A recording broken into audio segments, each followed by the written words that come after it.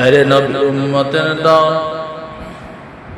ঈমানের পাওয়ার, এত পাওয়ার তুমি আল্লাহ নবীর সাহাবীদের জীবনের দিকে তাকাও। সাহাবীর একদল দ্বীনের দাওয়াতের জন্য গিয়েছে আফ্রিকার জঙ্গলে।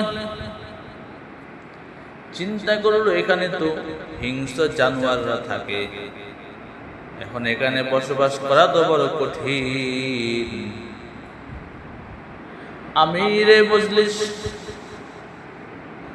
ওই কাফিলার আমির সাহেব ডাক দিয়ে বলে, জঙ্গলের প্রাণী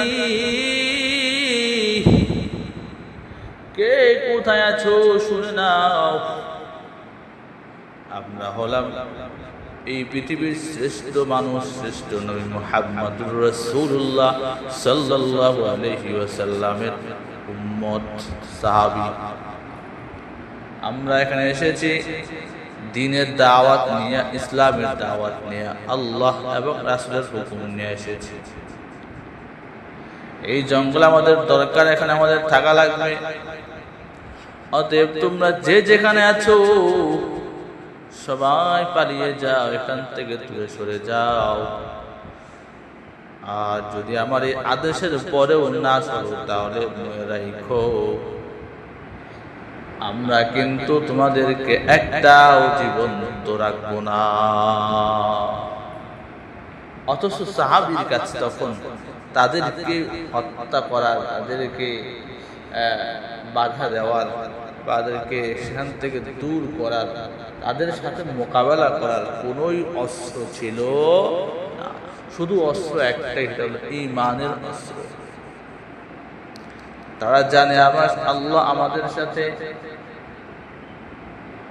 মুমিন যদি কোনো একটা বিষয়ে ওয়াদা করে ফেলে, আল্লাহ তার এই ওয়াদাকে যেভাবেই হোক বাস্তবায়ন করান।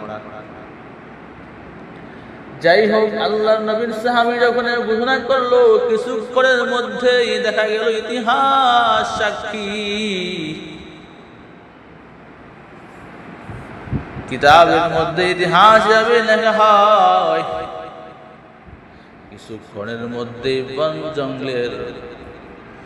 জঙ্গলার সব প্রাণী তার বাচ্চাগুলো নিয়ে লাইন ধরে জঙ্গল থেকে বের হতে লাগলো। ছোট থেকে প্রাণী, হিংস্র থেকে অহিংস্র, সব জঙ্গল ছেড়ে পালিয়ে গেল দূর দেশে। এই তো ছিল ঈমানের পাওয়ার, যে ঈমানের বলে বলিয়ানিয়া যখন একটা ডাক মানে আল্লাহর মাখলুক অন্যান্য প্রাণীরাও তার কথা শুনতে বাধ্য। আরে এতদূর যাবো কেন? খুব কাছের ইতিহাস, এই বাংলার জমিনের ইতিহাস। হযরত শাহ জালাল রাহমাতুল্লাহ আলাইহি যখন এই বাংলায় ইসলামের দাওয়াত নিয়ে আসলেন, গৌর গোবিন্দের রাজপ্রাসাদ, শুধুমাত্র সামান্য একটা তাকবীর, নারায়ে তাকবীর, আল্লাহু আকবারের ধ্বনি, এত পাওয়ার। এই তাকবীরের কারণে গৌর গোবিন্দের রাজপ্রাসাদ ভেঙে খান খান হয়ে যায়, সে এই দেশ থেকে পালায়া যায়।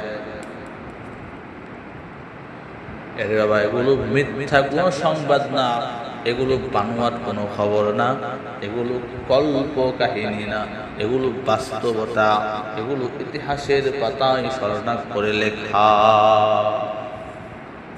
অতএব আজ আমাদের মধ্যে ঈমানের যে এত হাহাকার, এই ঈমান আমাকে নামাজ পড়াইতে পারলো না, এই ঈমান আমাকে সত্য কথা বলাইতে পারে না, আমার ঈমান আজকে এত দুর্বল, এই ঈমান আজকে আমাকে হক কথা বলার মতো সাহসী করাইতে পারে না। আল্লাহর নবীর হাদিস, এমন এক জামানা আসবে হাতের মধ্যে জ্বলন্ত অঙ্গার আগুনের টুকরা নেওয়া যত কঠিন হবে, এর চাইতে বড় ভয়ঙ্কর কঠিন হবে দিন এর উপরে আমল করা, ইসলামের উপরে অটল থাকা। নবী বলেন, জাদ্দিদু ঈমানাকুম, তোমরা তোমাদের ঈমানকে নবায়ন করো।